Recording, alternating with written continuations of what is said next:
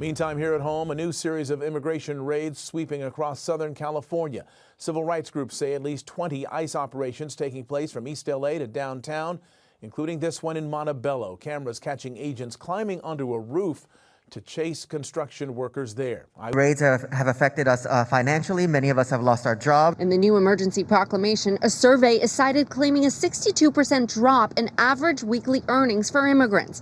We have entire families who are destitute because their fathers or mothers were taken from their workplaces and they have no way to pay their rent or put food on the table. By late morning, it was clear.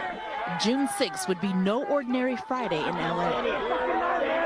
Federal agents arrested people in and around downtown Los Angeles, some day laborers near a Home Depot in Westlake, others working in the fashion district at Ambiance Apparel.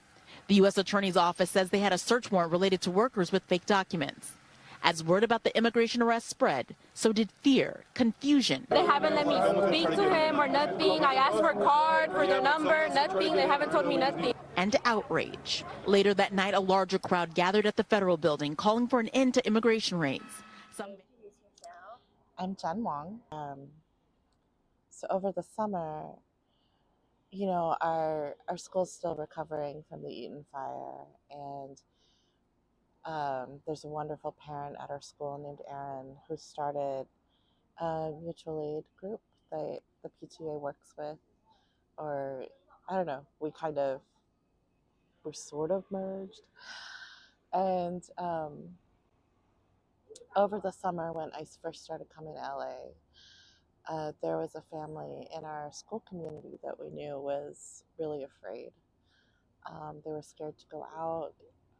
They were scared to buy groceries. It honestly sounded a lot like COVID lockdown, where they were,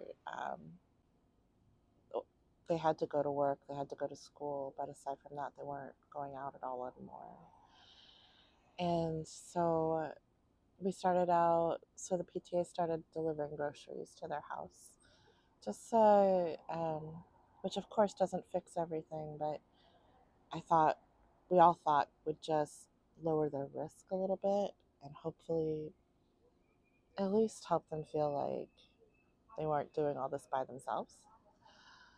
And the mom in that family, we became friends over time because we just saw each other a lot. And she kept saying, like, my biggest fear is that they would detain my husband because he works at a car wash. And she said that so many times.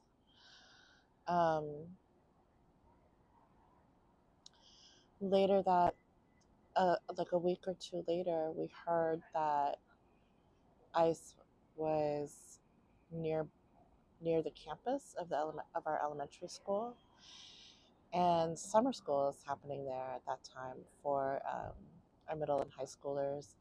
And our school shares a campus with another school. They were also doing summer programs, and so I sent a message to the principal and like drove over there. We were like, what's going on?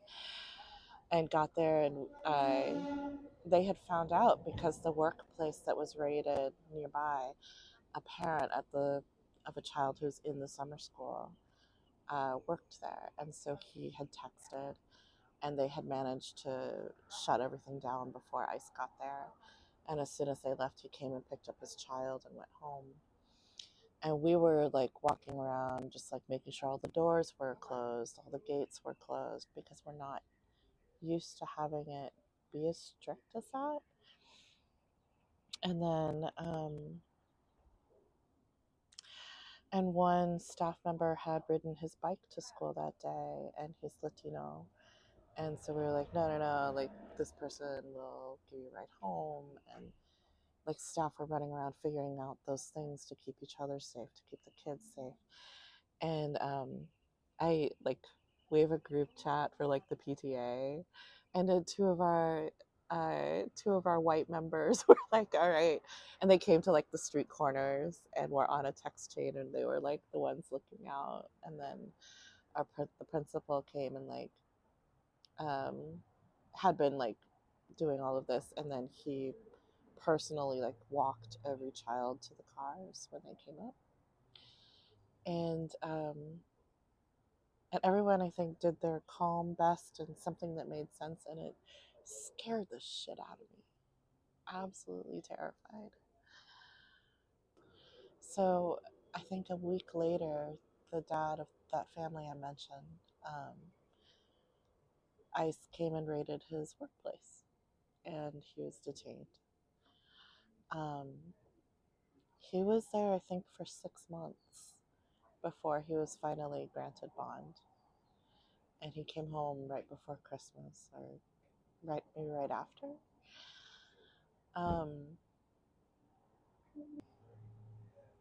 When people make this distinction between the political and the non-political, all that tells me is that you are lucky enough to live a life where you can at least feel like the political doesn't affect you, which means that you have enough money that when the price of gas changes, you will still be able to afford it. When eggs get too expensive for a lot of folks and you still have eggs, it tells me you're wealthy. Or if trans bathroom bans get passed and it doesn't impact you, that tells me that you have privilege, right? Privilege of all different kinds. And I think that's what has really frustrated me, is feeling like the fire was a time where, and the time right after the fire was a time when I got to know like a lot of families in our school's community and see what everyone was going through, and everybody reached out to one another. And what I see with ICE in our school community is like some parents who still really care and are like, this is unacceptable too. And other parents who are like, oh, I don't, that feels really political and I don't want to get involved. And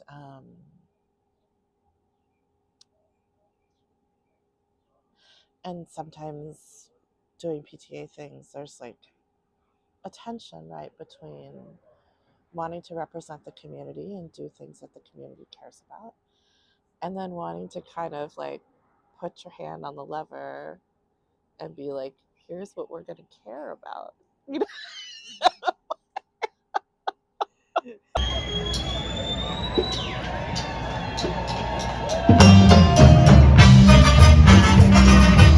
And then ICE is gone.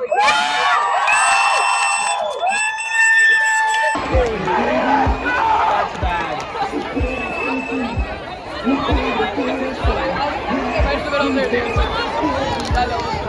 Fuck ICE! Fuck ICE! Fuck ICE! Fuck ICE! Fuck ICE! Okay, fuck ICE! Fuck Trump! Fuck ICE! Fuck ICE!